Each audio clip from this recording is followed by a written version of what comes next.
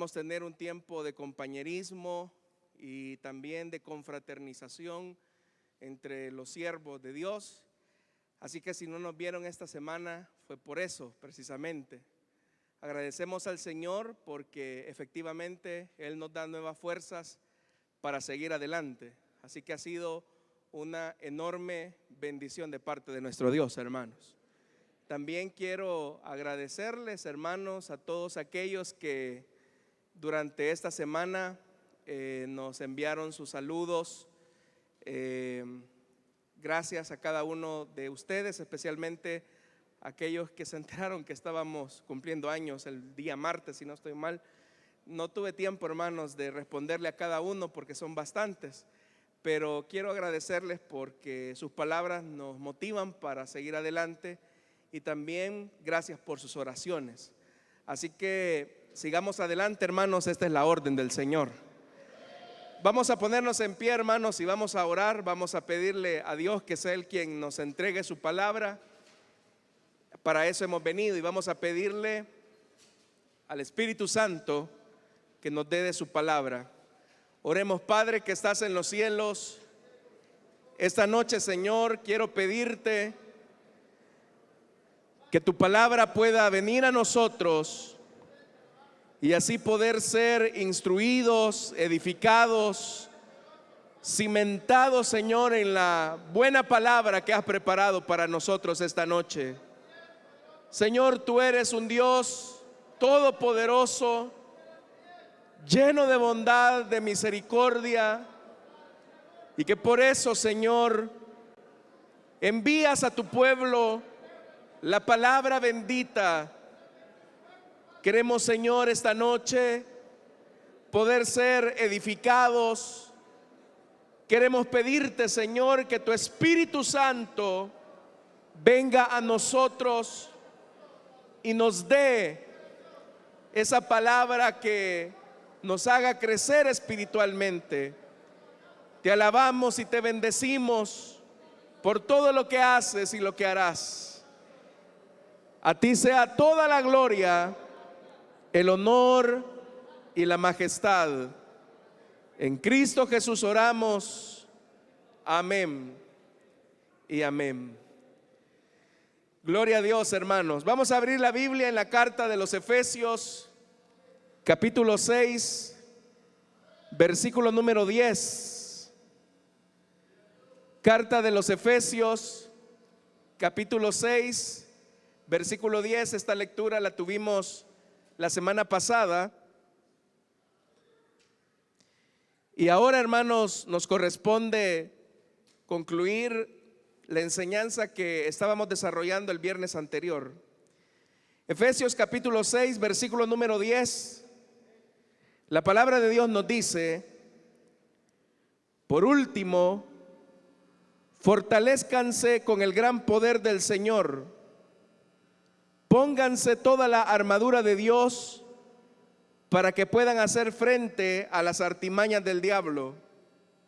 Porque nuestra lucha no es contra seres humanos, sino contra poderes, contra autoridades, contra potestades que dominan este mundo de tinieblas, contra fuerzas espirituales malignas en las regiones celestiales. Por lo tanto, pónganse toda la armadura de Dios para que cuando llegue el día malo puedan resistir hasta el fin con firmeza. Manténganse firmes, ceñidos con el cinturón de la verdad, protegidos por la coraza de justicia y calzados con la disposición de proclamar el evangelio de la paz.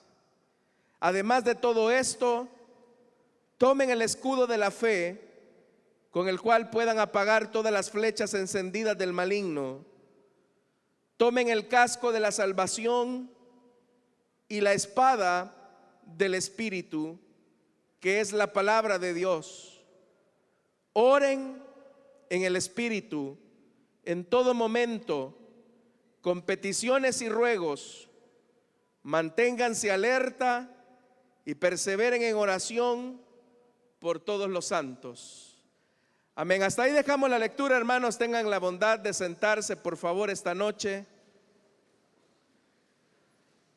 La semana pasada, hermanos, cuando iniciamos el estudio de la doctrina de Satanás y los demonios, decíamos que Satanás fue un ser que fue el resultado de su desobediencia y de la maldad. Decíamos que el primer pecado que aparece en toda la historia del universo fue el de la rebelión, la obstinación, la soberbia y la división.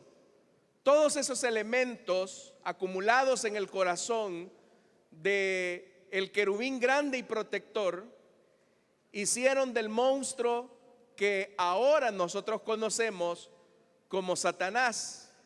Y todos aquellos que se plegaron a él en esta división se convirtieron en demonios. También la Biblia los llama seres inmundos. También se les llama espíritus malignos, que son los que ahora gobiernan las regiones celestiales. Eso es lo que hemos encontrado en este pasaje, que la lucha del cristiano no es contra seres humanos, o como dice la Reina Valera, no es contra carne, sino que la lucha del cristiano es una lucha que se ha de vencer en el plano espiritual. A Satanás, hermanos, le interesa que los cristianos tengan ideas equivocadas acerca de él. En primer lugar, a Satanás le interesa que los cristianos no alcancen la madurez cristiana a la que han sido llamados. La meta de nosotros como cristianos es que podamos reflejar el carácter de Jesucristo. Y obviamente que eso solamente será posible a través del Espíritu Santo y la palabra de Dios, lo que le va a ir dando consistencia, robustez al creyente. No es el tiempo que pueda tener de estar en una iglesia, porque alguien puede tener todo el tiempo que quiera en un local, en una denominación, en una organización, pero no son esos los elementos que le van a permitir tener la fuerza, la consistencia para poder enfrentar los ataques del diablo.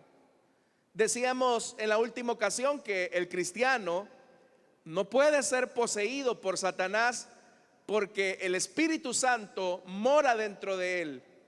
Sin embargo, Satanás sí puede tratar la manera de hostigar al creyente, tratar la manera de oprimirlo a través de diferentes formas. Por ejemplo, la tentación, la prueba, el acoso, los pensamientos obsesivos, las tentaciones son los recursos más comunes que Satanás tiene para luchar en contra del cristiano. Todas esas cosas, hermanos y hermanas, efectivamente son las tretas que el diablo utiliza para hacer que el avance del cristiano retroceda, para que el cristiano no alcance la madurez conforme a la estatura del varón perfecto. A Satanás le interesa que la iglesia sea un ejército de gente inmadura, de gente que sí tenga una vida religiosa, pero al final de tanto inoperante, ineficiente, ineficaz. Satanás, hermanos y hermanas, no se asusta porque se canten alabanzas estridentes, porque haya una persona que tenga mucho tiempo de estar en la iglesia. Eso no lo asusta al diablo. Es más, el diablo incluso en estos momentos trata la manera de quitarles a muchos la palabra que en este momento está siendo anunciada. Pero ¿cuál debe de ser entonces la actitud que los cristianos debemos de tomar? Porque no solamente es suficiente, hermanos, saber cuál fue el origen del diablo. No solamente es suficiente conocer cuáles son las artimañas que él utiliza contra el cristiano, sino que también es importante que nosotros le hagamos la guerra. Es importante que nosotros tomemos la defensa necesaria de nuestra vida cristiana. Si nuestra lucha entonces no es contra carne ni sangre o contra seres humanos, como dice esta versión, sino contra principados y potestades que gobiernan las regiones celestes, el cristiano debe de tener una actitud adecuada. Y por eso es que el libro de Efesios, la carta a los Efesios, él en primer lugar dice que estamos luchando contra fuerzas espirituales malignas. Pero vean la descripción que se hace. Número 1, es una fuerza. Número 2, no se ve porque es una fuerza espiritual. Y número 3, esas fuerzas son malignas.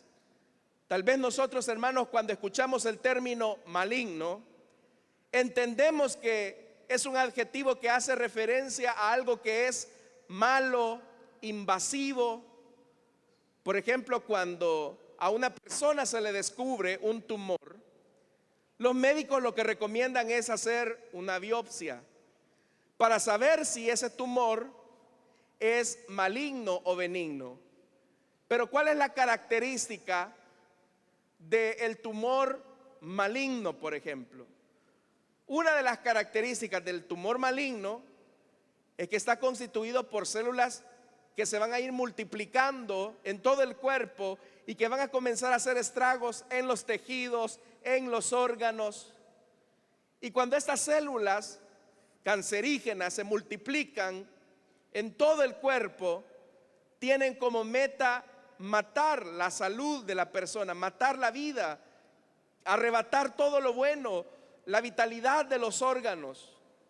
Entonces, lo primero que tenemos que entender es que estas son fuerzas espirituales que no vemos.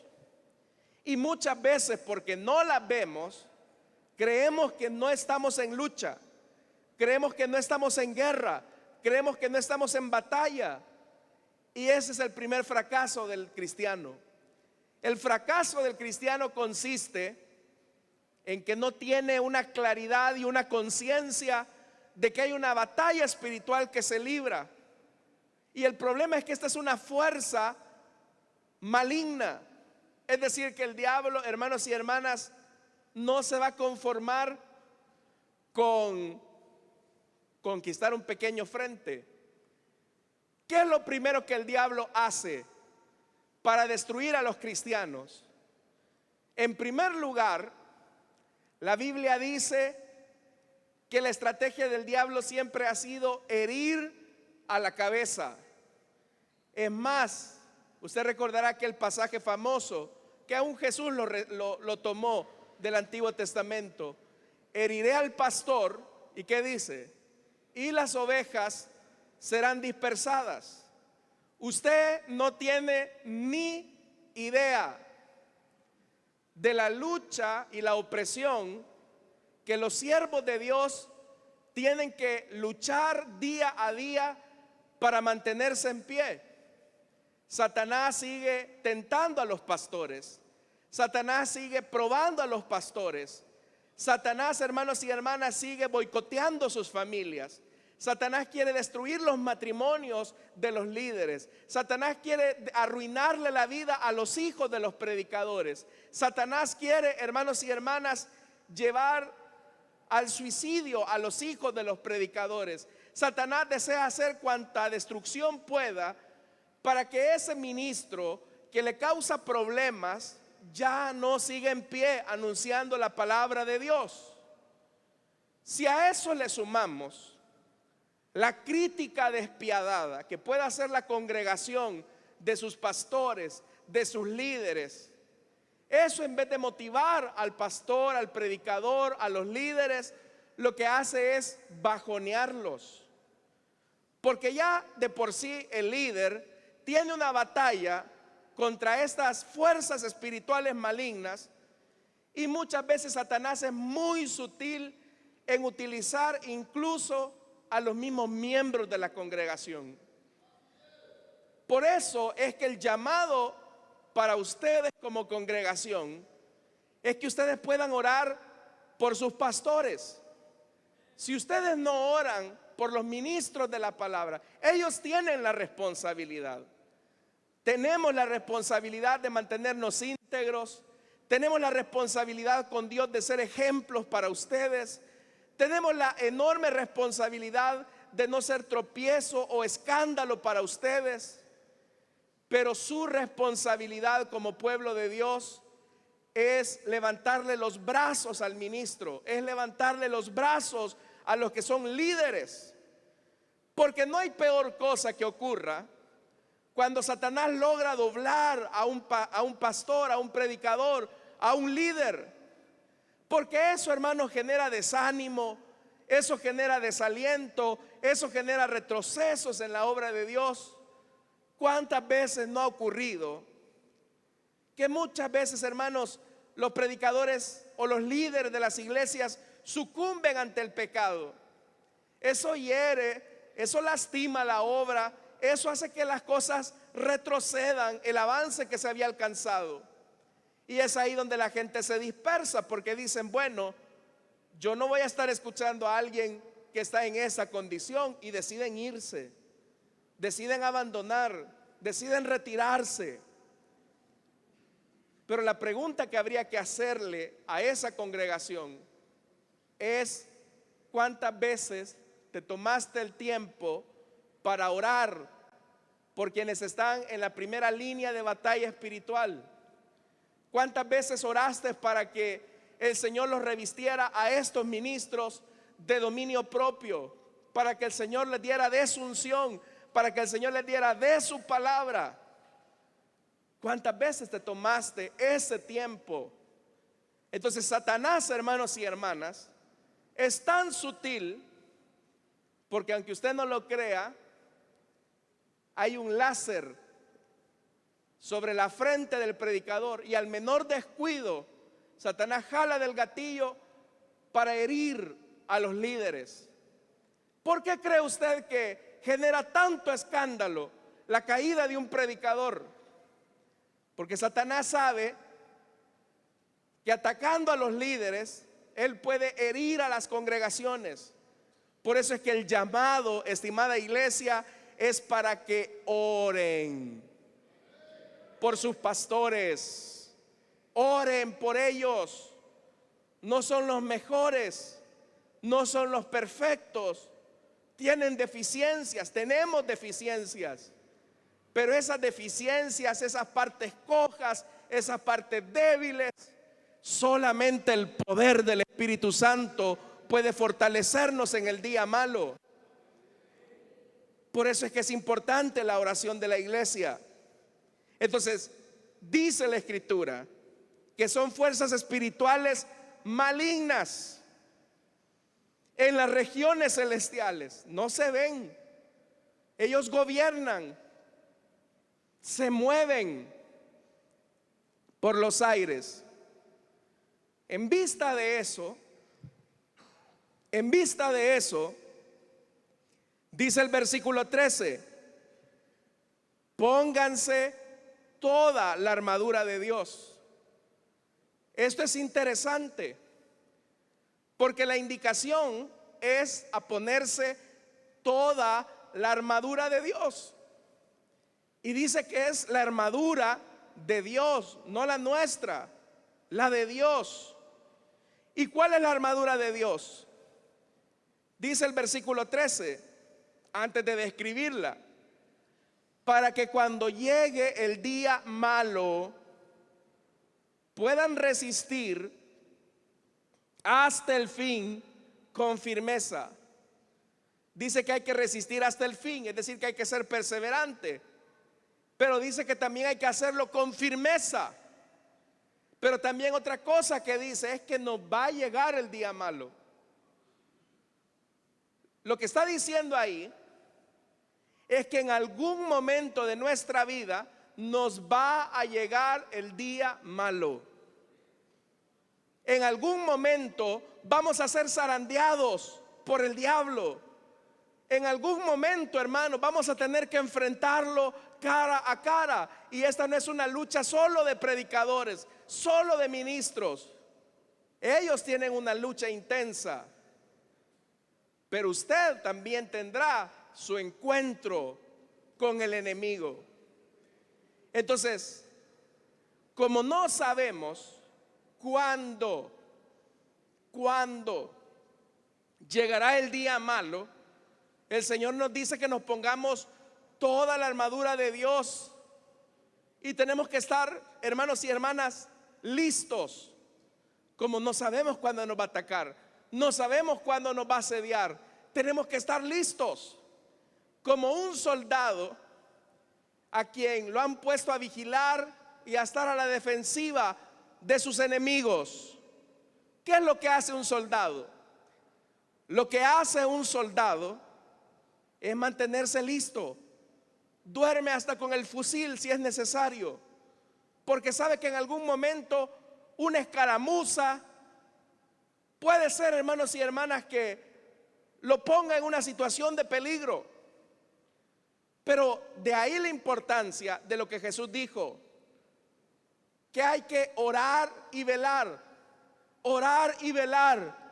para que no cedamos a la tentación, para que no caigamos en el día malo. ¿Cuántos de nosotros en realidad estamos firmes? Si ahorita el Espíritu Santo nos permitiera ver con luz espiritual, con un lente espiritual, la condición de cada uno de ustedes, ¿estarían revestidos de toda la armadura de Dios o andarían desnudos? O tal vez medio vestidos. ¿Cómo estaríamos?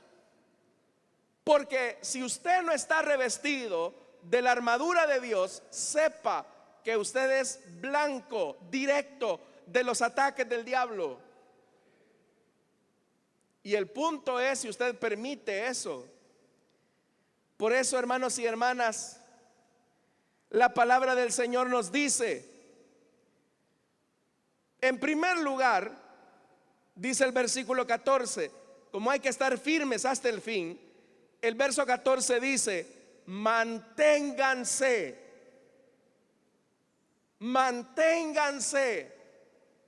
¿Y qué significa mantenerse? Es decir, es preservar la posición. Manténganse firmes,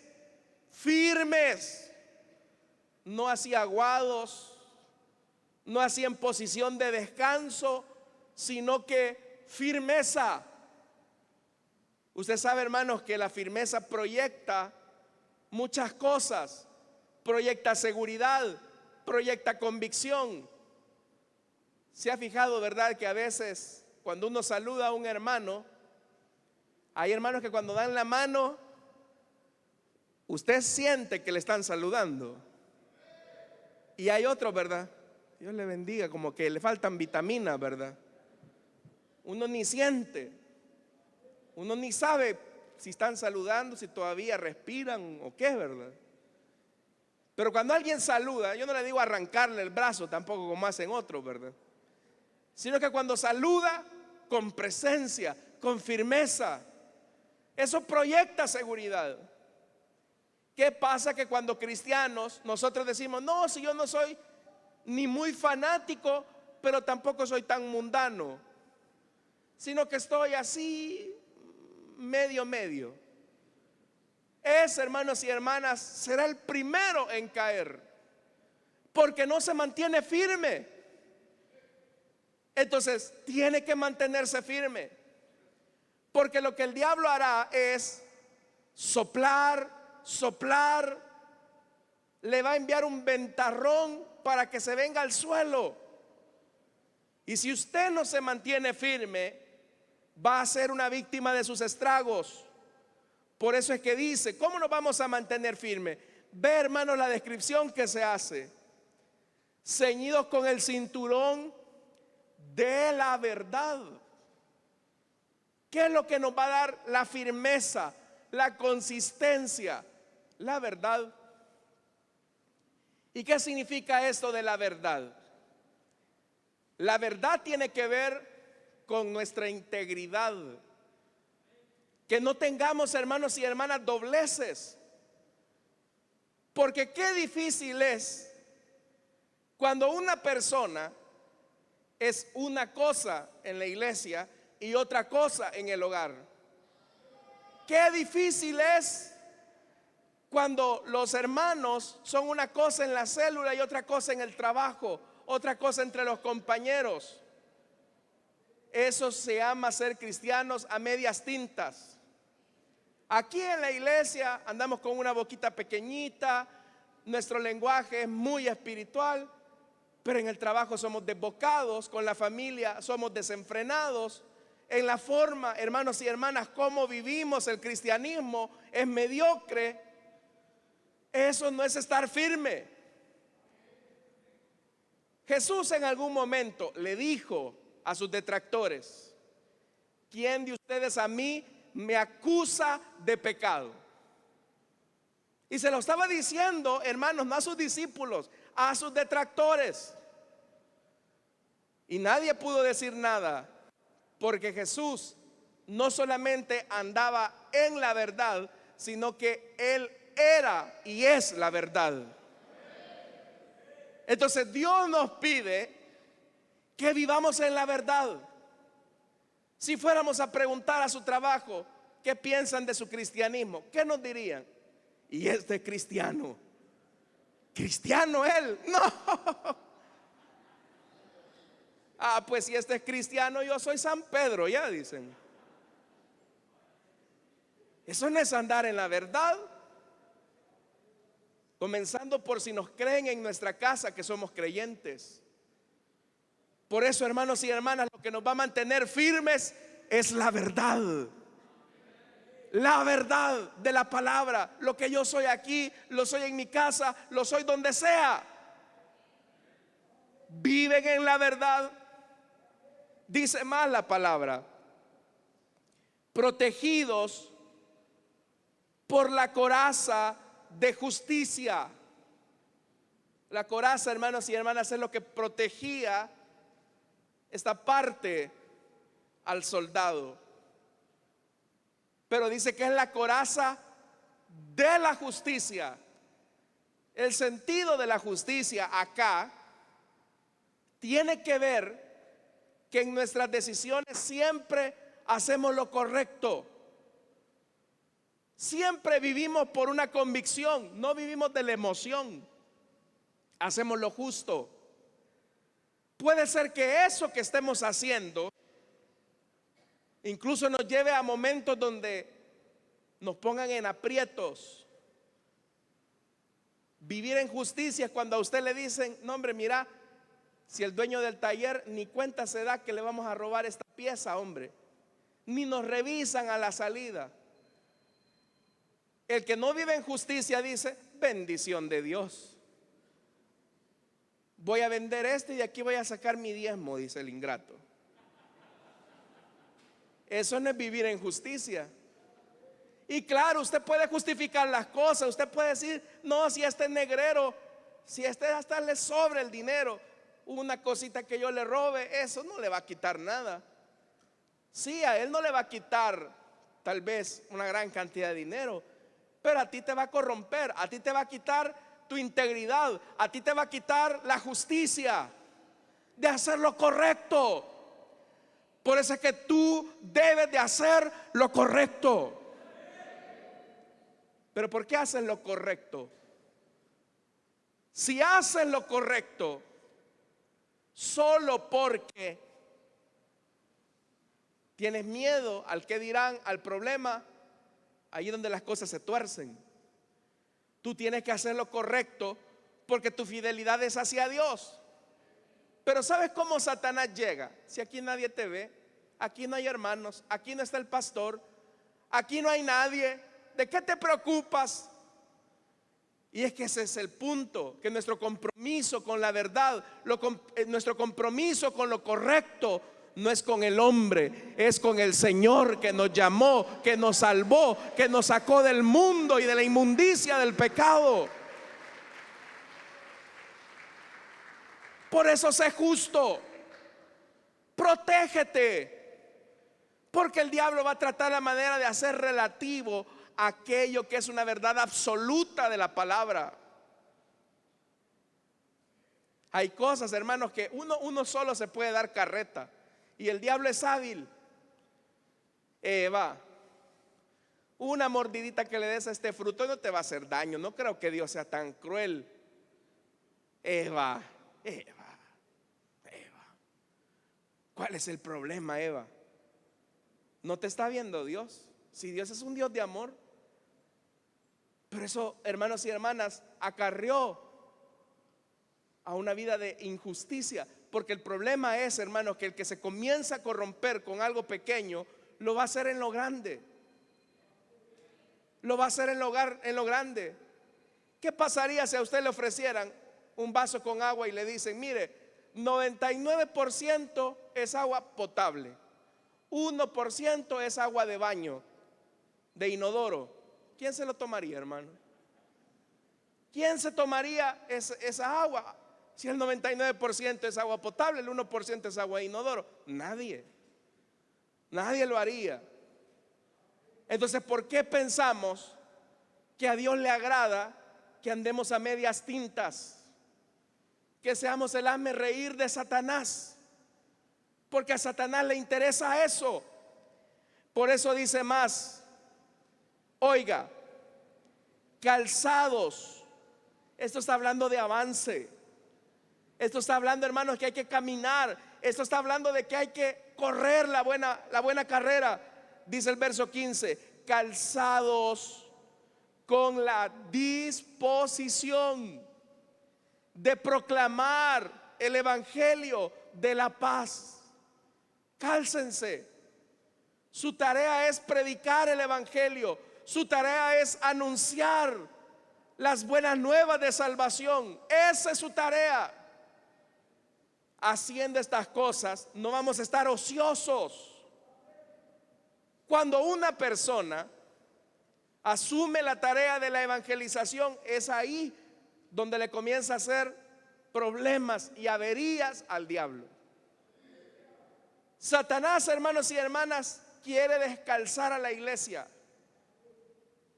Yo no le diría véale los pies a su vecino, pero si espiritualmente el Señor nos permitiera ver cuántos estamos calzando, estamos siendo calzados por el evangelio, con esa disposición de predicar el evangelio. ¿Qué va a pasar si usted no se coloca el calzado del evangelio? Se va a llenar de hongos, hermano. Y no lo estoy diciendo en el sentido literal, porque eso solo su esposa y sus hijos lo saben, ¿verdad? Lo estoy hablando en un sentido espiritual. Se va a llenar de cualquier tipo de corrupción. A cada rato le va a doler los pies. No, yo no quiero hacer eso que me pongan a mí a dar la enseñanza en la célula. No, si yo no puedo. Usted se está descalzando. Cuando le piden a usted, hermanos, hay que llevar amigos a la congregación, a la célula, para que escuchen el evangelio, y usted dice: no, ¿para qué? Para eso está el pastor, para eso está el líder. Pero es que el compromiso de revestirnos de toda la armadura de Dios es un compromiso de todos. Nos calzamos, hermanos y hermanas, cuando tomamos una buena disposición. Yo le pregunto a usted esta noche: ¿a quién le ha predicado de Jesucristo este día? ¿A quién le ha hablado de Jesús este día? ¿O simplemente se conforma con el día de la célula? Pero, hermanos, tenemos tantas oportunidades de predicarles a las personas del Señor. En una ocasión, subiendo un autobús, hermanos, no iba tan lleno, habían varios espacios. Pero recuerdo que cuando le pagué el pasaje al motorista, una voz, hermanos, yo no sé si la oí, la sentí, pero me dijo: acércate a ese joven que está sentado en tal asiento. Iba solo, él iba al lado de la ventana, iba así, viendo, como distraído. Y yo me acerqué. Traté la manera, hermanos, de comenzar con: Hay bastante tráfico, le dije. Sí, me dijo, cuesta que avance esto, pero cuando me dijo él, he sentido tan largo este viaje. Eso, hermano, fue como, no sé, algo me conectó a mí y me dijo, ¿y por qué siente largo el viaje? Y él me comenzó a decir que recientemente lo acababan de despedir de su trabajo, que tenía muchas deudas, que recientemente su esposa lo había abandonado porque se había ido con otro hombre y se había llevado a su hijo, que su padre estaba batallando con un cáncer en el hospital. Hermanos, es un cuadro que ese muchacho seguramente, hermanos, iba a terminar mal. Pero ante una enfermedad, ante un despido, ante una infidelidad, ante una destrucción de hogar, ¿quién tiene la solución? No, yo le pregunto, ¿quién tiene la solución? No, hermanos, ese Cristo es de Esquipulas. ¿Quién tiene la solución? Cristo, el Hijo de Dios. El Hijo de Dios. Y cabal, hermanos, cuando, mire, el tráfico se volvió pesado porque había una marcha por el centro de San Salvador. Y comenzamos a hablarle. Yo lo comencé a escuchar, pero le comencé a decir que Jesús se interesaba por él. Y él me comenzó a decir ciertas cosas, que él había nacido en una iglesia evangélica, pero que él nunca había tenido un encuentro con el Señor y que él estaba consciente que se había alejado de Dios. Pero en la medida en que ese muchacho iba hablando, las lágrimas comenzaban a rodar, hermanos, sobre sus mejillas. Y cada vez era más intensa la necesidad. Pero también en mí ardía más el deseo de llevar a esa persona al evangelio. Para no hacerle larga la historia, ese mismo día, hermanos, ese mismo día, esa persona le entregó su vida a Jesucristo, llorando en ese autobús.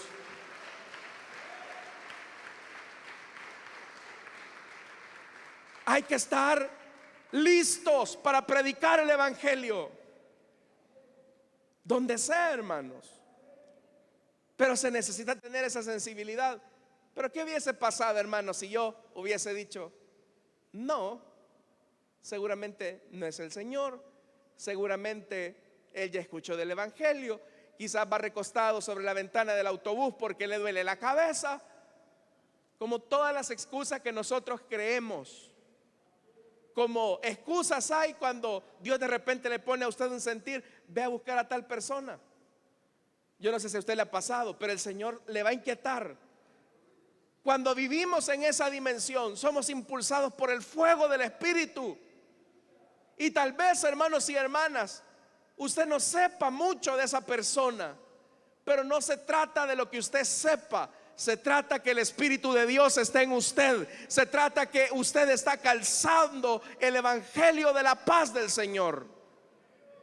Usted es el mensajero. Por eso es que la iglesia está llena de gente descalza, desconectada de la palabra. Por eso, hermanos, calzados con la disposición de proclamar el evangelio. Dice el verso 16: además de todo esto, dice, tomen el escudo de la fe, con la cual pueden apagar todas las flechas encendidas del maligno. Satanás, hermanos y hermanas, constantemente nos va a estar asediando con esos dardos encendidos. Y ya le dije, son fuerzas malignas espirituales. ¿Cómo es que el diablo bombardea al cristiano? Con desánimo. Satanás es especialista en desanimar a la gente, con dudas, con temores, con pensamientos obsesivos.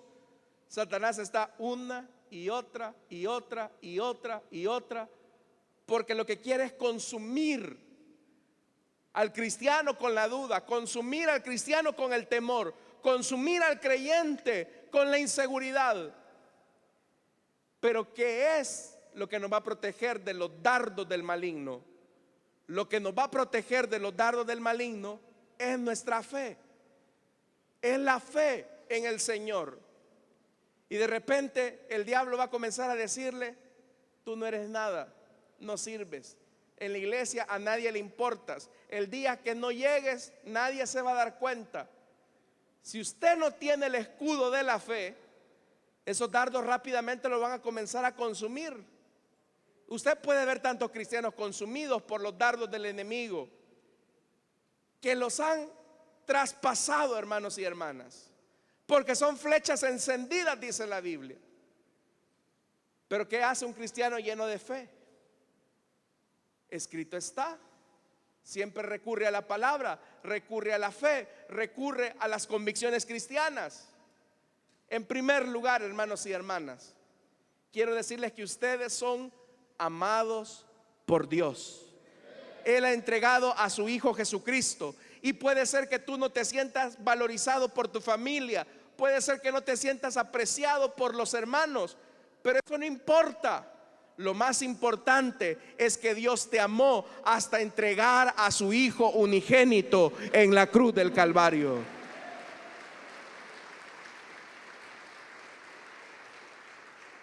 Pero también no es cierto que no le intereses a nadie.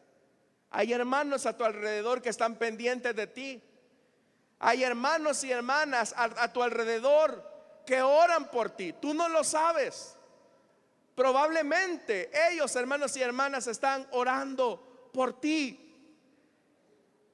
Pero tienes que recubrirte con el escudo de la fe. Y la fe solamente se alimenta en la medida en que tenemos una conexión con el Espíritu. Por eso es que más adelante el escritor va a decir que debemos de orar en el Espíritu.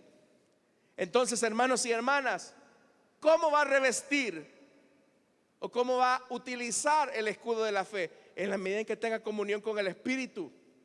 En la medida en que el Espíritu Santo le diga a usted: esta es mi verdad, esto es lo que yo quiero que tú comprendas. Dice más la palabra de Dios: tomen el casco de la salvación. Porque el casco se describe como un casco de salvación. Porque recuerde, hermanos y hermanas, en qué consiste la salvación.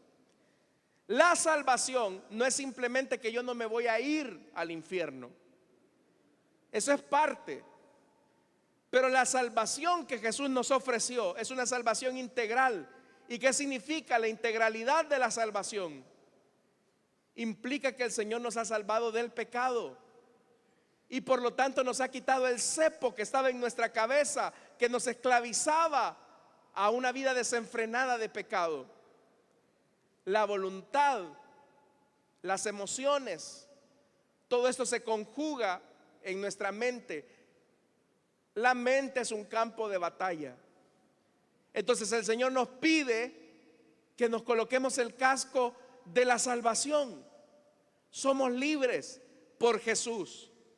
Se cuenta una historia bastante famosa de un pequeño elefantito al que sus cazadores le colocaron un grillete en la pata y clavaron junto a una cadena, lo clavaron a una estaca. Y el elefantito, hermanos, hacía todo lo posible por liberarse de ese grillete y de la cadena que estaba sujetada a la estaca, pero no tenía la fuerza suficiente y lo intentaba hasta que por fin se cansó. Pero en la medida en que el paquidermo comenzó a crecer, él ya no siguió intentando liberarse de esa estaca que estaba colocada junto al grillete. Si a ese paquidermo le hubiesen dicho: mira, ya creciste, tienes fuerza, puedes salirte de esa opresión, de esa esclavitud, tal vez, hermanos y hermanas, el elefante hubiera descubierto toda la fuerza que tenía. Lo mismo el diablo, hermanos. El diablo Antes de venir a Cristo nos puso grilletes y nos puso sobre una estaca y nos dijo: no te vas a mover de acá. Pero el día en que Cristo vino a nosotros, Él nos dio la fuerza, Él nos dio la liberación para ser libres de la opresión del diablo. Pero de repente viene el diablo y le dice: no, nunca vas a ser diferente. No, este mal hábito jamás lo vas a cambiar. No, es que es por demás. Vos solo te estás dando carreta en la iglesia. Vos solo es el que te estás engañando. Esto no es para ti. Y usted comienza a creer esas cosas. ¿Pero por qué las cree? Porque no se ha puesto el casco de la salvación. No se ha puesto el casco de la salvación, que le ha dicho que usted es una nueva criatura, que todas las cosas fueron hechas nuevas por el poder del evangelio y la acción del Espíritu. Pero debe de ponerse ese casco, porque ese casco va a cubrir su mente. ¿Cuántos hijos de Dios hay acá? No, de verdad, ¿cuántos hijos de Dios hay acá?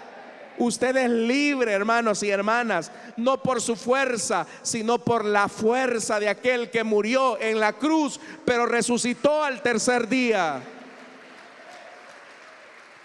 Es libre.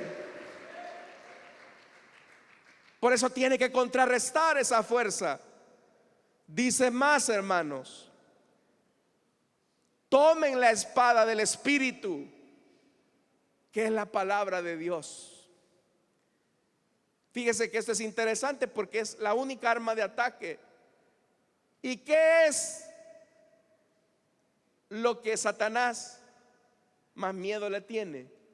Cuando un cristiano aplica la palabra a su vida, cuando un cristiano vive la palabra en su vida. Cuando Jesús fue tentado por el diablo en el desierto, usted sabe la tentación. En el momento del bautismo, una voz en el cielo se oye y le dice: tú eres mi hijo amado y en ti tengo complacencia. Inmediatamente el Señor es llevado al desierto, donde es tentado por el maligno. Pero ¿qué es lo que el diablo quiere cuestionar en Jesús? La identidad. Por eso es que le dice: si eres el Hijo de Dios, haz esto. Si eres el Hijo de Dios, haz lo otro. Está cuestionando la identidad que el Padre le ha dado a Jesús. Eso mismo es lo que hace el diablo con usted: cuestionar su identidad con Dios, su identidad como hijo de Dios. Pero ¿cómo, hermanos y hermanas, vamos a contrarrestar a Satanás? Bueno, con la palabra, así como Jesús lo hizo. Escrito está: no solo de pan vivirá el hombre. Escrito está: no tentarás al Señor tu Dios. Es a través de la palabra. Pero ¿cómo se alimenta usted? Porque si usted no se alimenta de la palabra, hermanos, usted va a ser un cristiano inoperante. Necesita la palabra de Dios. ¿Qué tiempo le dedica usted a la Biblia, a la lectura de la palabra? ¿Qué tiempo le dedica usted a la reflexión de la palabra? Porque no basta, hermano, solamente con agarrar la Biblia y decir: bueno, voy a leer 2 capítulos de la Biblia. Porque usted los puede leer. Usted necesita que el Espíritu Santo esté ahí. Una de las cosas, hermanos y hermanas, que yo siempre le digo al Espíritu al momento de abrir la Biblia es: Señor, tú inspiraste esta palabra. Esta palabra es viva. Así que por favor, háblame. Hermanos y hermanas, y es increíble cómo el Espíritu Santo abre las Escrituras para nosotros y le saca filo a la espada con la que podemos contrarrestar las acechanzas del diablo. Y de repente viene el diablo y comienza a decirle: de esa tu enfermedad te vas a morir. Todos los que han tenido esa enfermedad se mueren. Escrito está que por sus llagas nosotros hemos sido curados. Y uno va firmando la palabra. Dios ya se olvidó de ti. Dios ya no se acuerda de ti. Escrito está que ni lo alto, ni lo profundo, ni lo ancho, nada nos podrá separar del amor de Dios que es en Cristo Jesús. ¿Y qué hacía Satanás cuando escuchaba la palabra? Huía. Entonces tienen que amar la palabra. El promedio de lectura de los cristianos es menos de 5 minutos a la semana. Ya esa espada está mohosa, hermanos, oxidada. Algunos la Biblia solamente la traen solo de desodorante nada más a la iglesia, o la ponen ahí de tranca, ¿verdad?, entre la puerta. Pero no, hermanos, la Biblia no es para andarla de adorno. La Biblia es para leerla, es para amarla, es para escudriñarla. El Espíritu Santo ha revelado su voluntad en ella. Esta es la luz que el cristiano necesita para caminar rectamente con Dios. Por eso, tomen la espada del Espíritu. Y finaliza la palabra, verso 18: oren en el Espíritu en todo momento.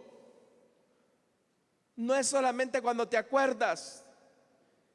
Debes de orar en todo momento, con peticiones y ruegos. Y oiga, vea, manténganse alerta, en alerta, porque nos va a llegar el día malo. Y perseveren en oración por todos los santos. A propósito de mantenernos en oración siempre, el día de mañana a las 6 de la mañana vamos a estar doblando nuestras rodillas acá en la iglesia, hermanos. Pregúntele al hermano que tiene a su lado si va a venir a las 6 de la mañana mañana. Hermano, ¿va a venir? Dígale. Ay, hermano, a esa hora yo estoy descansando. Manténgase firme y alerta, porque la victoria es nuestra. El diablo es un enemigo derrotado, hermanos y hermanas. Dicen amén a eso.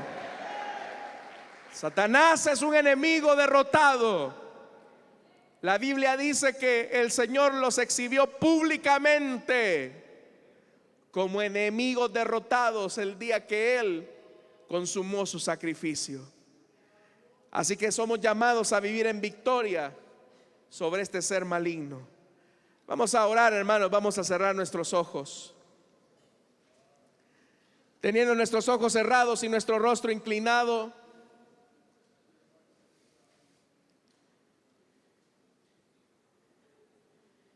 quiero hacer una invitación para aquellas personas que todavía no han conocido de Jesús y hoy desean entregarle su vida a Cristo. ¿Habrá alguien esta noche, que desea entregarle su vida a Cristo o que desea reconciliarse con Él?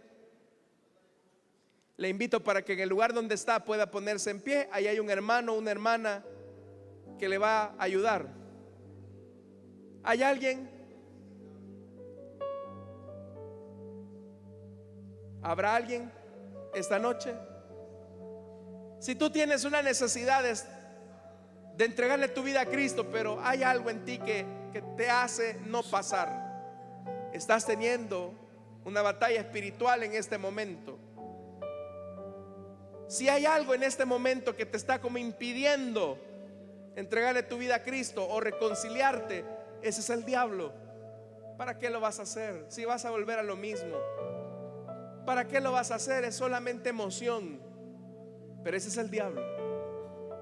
Pero en esta noche hay una iglesia que está intercediendo para que el Señor rompa las cadenas. Esta noche hay servidores que están intercediendo para que el Señor rompa esas ataduras. Hay alguien que desea entregarle su vida a Cristo o que desea reconciliarse, póngase en pie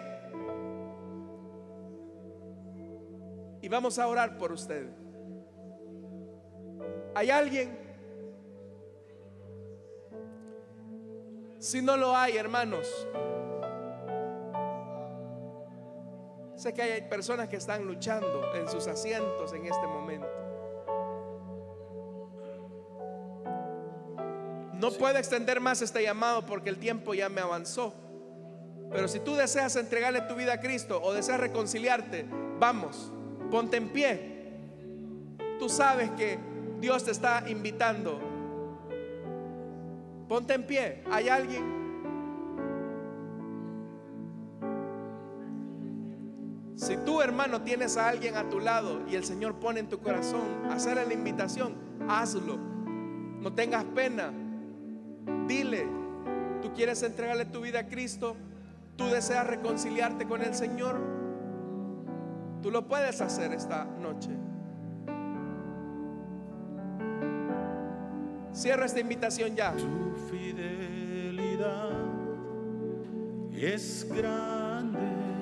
Vamos a orar entonces. Padre que estás en los cielos, Señor amado, esta noche somos conscientes que llegará el día malo en que tendremos que enfrentarnos a las fuerzas espirituales del mal. Pero ayúdanos a estar revestidos de toda la armadura de Dios, cubiertos con la coraza de justicia, el cinto de la verdad, calzados con la disposición de la proclamación del Evangelio, con el casco de la salvación y atacando con la espada de la palabra. Es nuestra petición en Cristo Jesús. Te alabamos y te bendecimos, Señor. Amén y amén. Damos fuerte esa ofrenda de palmas a nuestro Dios, hermanos.